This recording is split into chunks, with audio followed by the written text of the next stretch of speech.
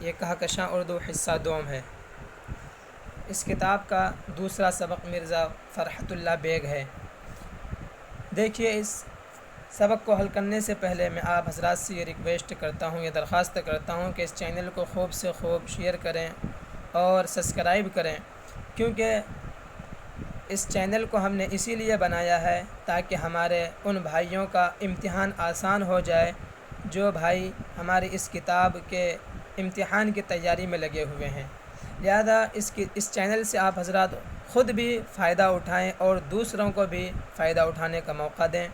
دیکھیے، اس کتاب کا جو سبق ہے مرزا فرحت اللہ بیگ، اس سبق کے اندر کچھ نہیں ہے، صرف ان کے حالات زندگی ہے کہ انہوں نے اپنی زندگی کیسے بتائی۔ دیکھیے، مرزا فرحت اللہ بیگ کے جو پردادا تھے ان کا نام مرزا افضل بیگ تھا، جو کہ علاقۂ بدخشاں سے ہجرت کر کے بادشاہ شاہ عالم ثانی کے زمانے میں ہندوستان آئے۔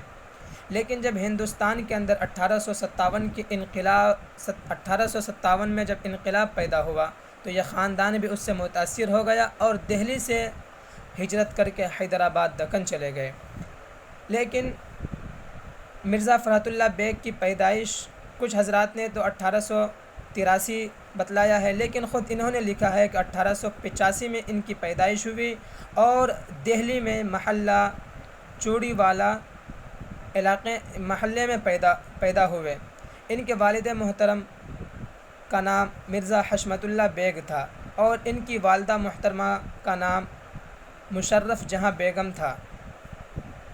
مشرف جہاں بیگم جو ان کے والدہ محترمہ تھی، ان کا انتقال ان کے پیدائش کے 10 روز کے بعد ہو گیا۔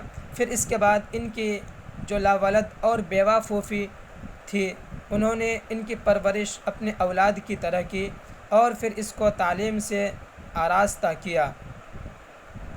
لیکن اس کے بعد انہوں نے تعلیم کو جاری رکھا اور تعلیم حاصل کرنے کے بعد 1910 عیسوی میں جوڈیشل امتحان پاس کیا اور 1910 میں جوڈیشل امتحان پاس کرنے کے بعد مختلف عہدوں پر ترقی کرتے ہوئے 1939 عیسوی میں ہائی کورٹ کے اسپینکٹنگ افسر بنے اور 1942 عیسوی میں اس عہدے سے سبکدوش ہو گئے، یعنی ریٹائر ہو گئے۔ اس کے بعد مرزا فرحت اللہ بیگ کی شادی 1908 عیسوی میں ان کے چچا زاد بہن نسیمہ سلطانہ سے ہوئی